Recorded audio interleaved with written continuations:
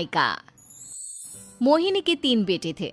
पति खूब अच्छा कमाता और बड़े घर के ऐश सब था मोहिनी के जीवन में। लेकिन एक चीज जो नहीं थी वो थी सुकून। मेरी बहन और मेरा भाई दोनों गरीब, लेकिन मैं मेरे पास तो नोट की बरसात है। तभी मोहिनी की बहन बीना उसके दरवाजे आ जाती है। अरे मोहिनी, कैसी है? मेरे घर में ना सिलेंडर खत्म हो गया है। तेरे पास तो इतने पैसे हैं, भरवा देना मेरा सिलेंडर। पैसे जैसे ही आ जाएंगे मैं दे दूंगी। तभी मोहिनी का पति राकेश आ जाता है।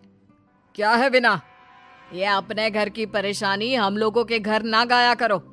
तुम्हारी बहन को तुम लोगों पर तरस आ जाता है और वो पैसे देने लग जाती है। मुझे ये बिल्कुल पसंद नहीं है।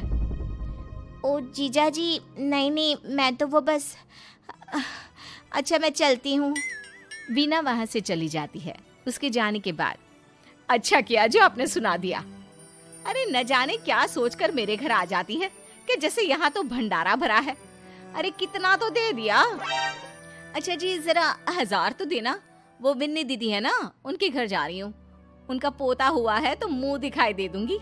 हाँ, उन लोगों के आगे तो शो ऑफ किया करो। वो खुद को बड़ा अमीर शो करते हैं ना, दिखा दे कि तू भी किसी से कम नहीं है। हाँ जी, इसी के लिए तो जा रही हूँ। मोहिनी तैयार होकर अपनी बुआ की बेटी के घर जाती है, जहाँ उसके पोते का कार्यक्रम चल रहा होता है। वहाँ वीना भी आई होती है। अरे वीना, क्या जरूरत थी यहाँ आने की? तेरे घर पर गैस नहीं है तो वो भरा लेती। क्या करूं मोहिनी, बुआ को बुरा लग जाता नहीं जाती तो। वैसे मेरे पास एक जोड़ा बच्चे का कपड़ा रखा था, वही अपनी चांदी के पायल के साथ देने जा रही हूँ। घर पर गैस थी नहीं, सोचा परिवार यहीं खाना खा लेगा, बाकी सुबह का सुबह देखा जाएगा। मोहिनी को बहन पर दया आ जाती है। वो पर्स से 1000 रुपए निकाल कर दे देती है। ले वीना, लेकिन पैसे वापस कर देना, तेरे जीजाजी हिसाब लेते हैं। मोहिनी भी क्या करती, गरीबी में बहन का सहारा ही उसके जीवन जीने का आधार था। फिर एक रोज, सुनिए, भाई के घर बेटी हुई है, मुझे माँ के पास जाना होगा। अरे उस घर में ना कूलर है ना एसी, कैसे रहोगी तुम? हाँ, वही सोच रही हूँ कि अकेली जाऊं, बच्चों को साथ ना ले जाऊं। चली जाओ, लेकिन ये जो तुम अपने गरीब परिवार से मिलने चली जाती हो ना, मुझे बिल्कुल अच्छा नहीं लगता। पता नहीं मैं भी कैसे मैनेज करती हूँ, लेकिन क्या करूँ। मोहिनी भाई भाभी के घर आती है। मोहिनी, कैसे आना हुआ? तू यहाँ हम लोगों के घर रह लेगी या फिर किसी होटल में रहेगी? क्या हो गया है माँ? मोहिनी को क्यों ऐसे बोल रहे हैं आप? अरे तू नहीं जानती अपनी ननद को, पैसे वाली है ना, तो ऐड कुछ ज्यादा ही है।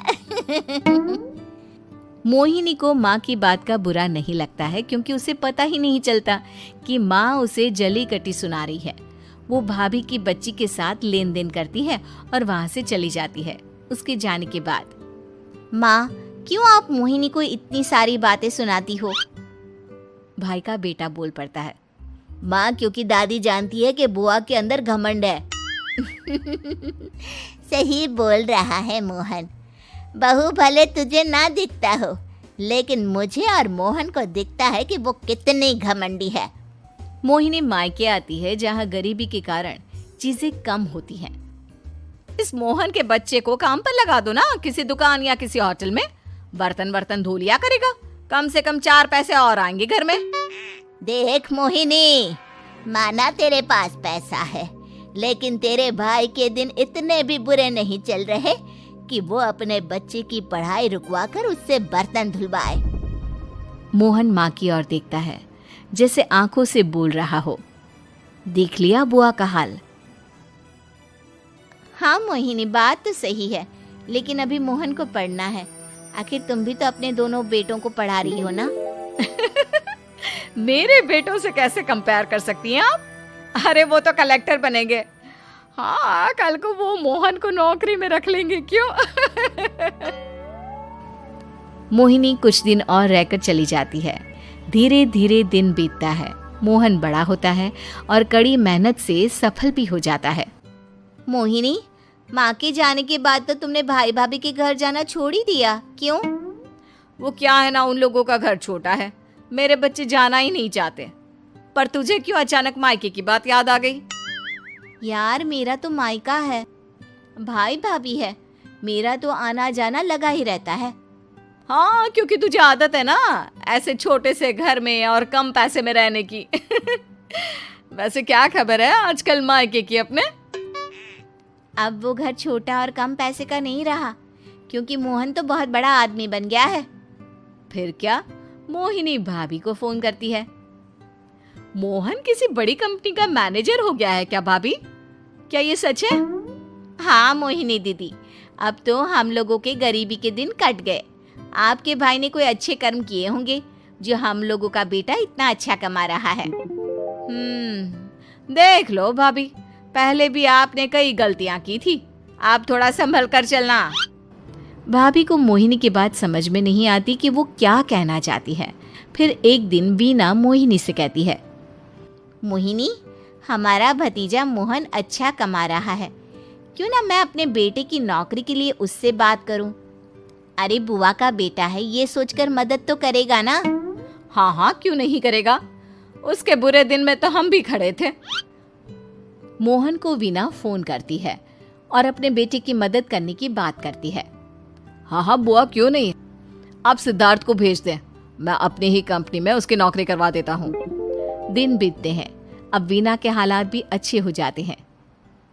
क्या बात है वीना, तूने भी कार ले ली, वो भी इतनी अच्छी? हाँ मोहिनी, अपने भतीजे के कारण तो हम लोगों की दिन अच्छे हो गए। उसने सिद्धार्थ की नौकरी लगवा दी है, वो भी शानदार। ठीक है, लेकिन पैसे ख्याल से खर्च करना। वो क्या है ना, पैसे आने आसान है लेकिन संभालने मुश्किल। मोहिनी घर पर अपने पति से बात करती है। देखो ना, सबके पास पैसे हैं, एक वक्त था जब मैं ही अमीर हुआ करती थी।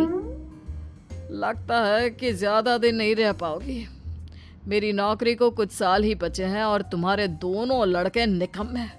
उन लोगों को बोलो ना कि नौकरी करे। तभी वहाँ मोहिनी के बेटे भी आ जाते हैं। अरे हमें क्या मोहन समझा है जो दिन रात गधे की तरह काम करते रहे? खैर, दिन फिरते हैं और मोहिनी के पति की नौकरी भी खत्म हो जाती है। मोहिनी क्या करे, थोड़े से पैसे में गुजारा नहीं हो रहा है, तो क्या करे, मेरी समझ में कुछ नहीं आ रहा। मोहन को बोलो ना कि वो इन दोनों के लिए नौकरी देखे, जैसे सिद्धार्थ के लिए नौकरी देखी है। मोहिनी क्या कहती, उसे अपने वो दिन याद आ जाते हैं जब उसने भाभी से मोहन को नौकर बनने की सलाह दी थी। क्या हो गया, क्या सोच रही हो मोहिनी? यही कि वक्त कभी भी किसी का भी पलट सकता है। ऊपर वाले से डर